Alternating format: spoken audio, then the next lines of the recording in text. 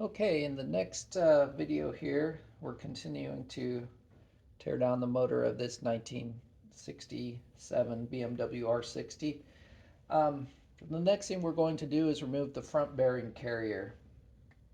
To remove that, we're going to take off these 13 millimeter nuts and washers. There's 4 of them. And we're also going to take out these 10 millimeter bolts that hold the carrier on. Okay, we've removed all of the nuts and bolts for the front bearing carrier. And to pull it off, we're going to use the many-in-one tool, slid over the end of the crank. And we've got two M8 by 45-inch bolts that thread into the front of the carrier here. So through the body and into the front of the carrier. So we'll put those bolts in and snug them up.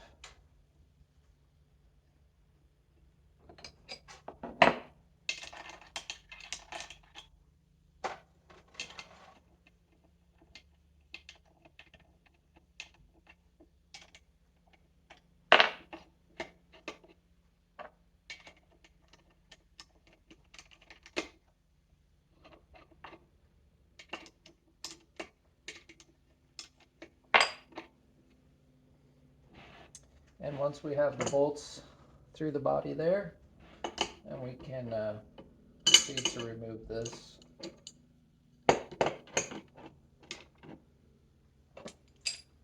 By tightening the bolt, pressor bolt here.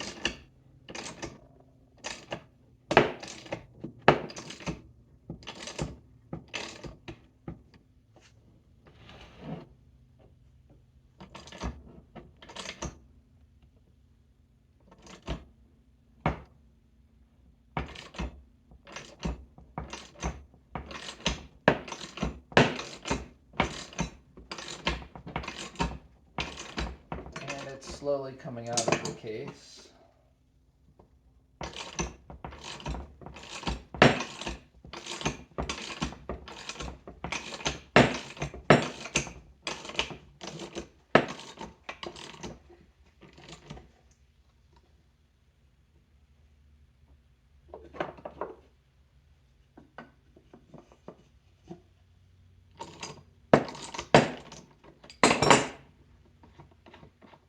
Okay.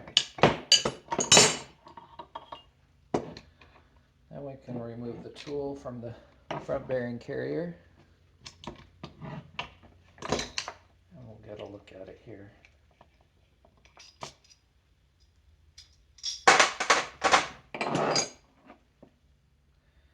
So there it is. That's the front main bearing carrier. Wow. I've never seen that before. So the front slinger,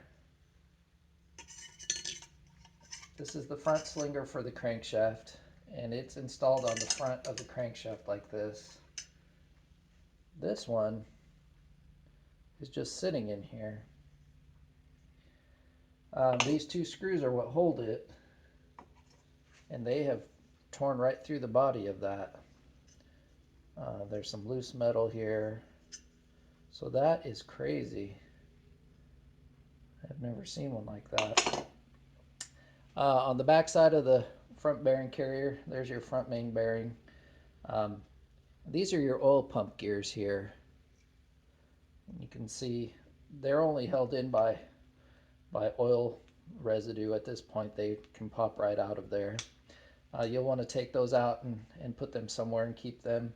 They have a tendency to fall out, so make sure you don't lose those. There they are.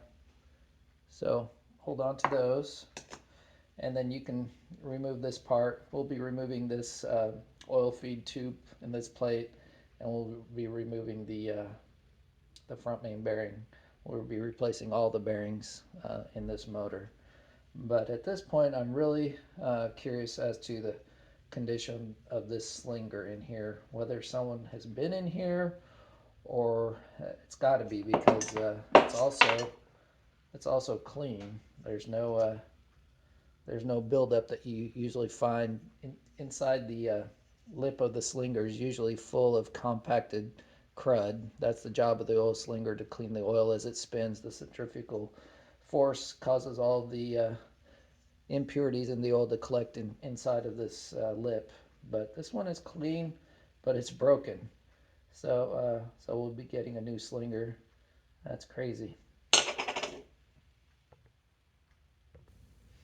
Once you get the front bearing carrier off, you'll notice that there is a crank spacer that fits on the crank like this.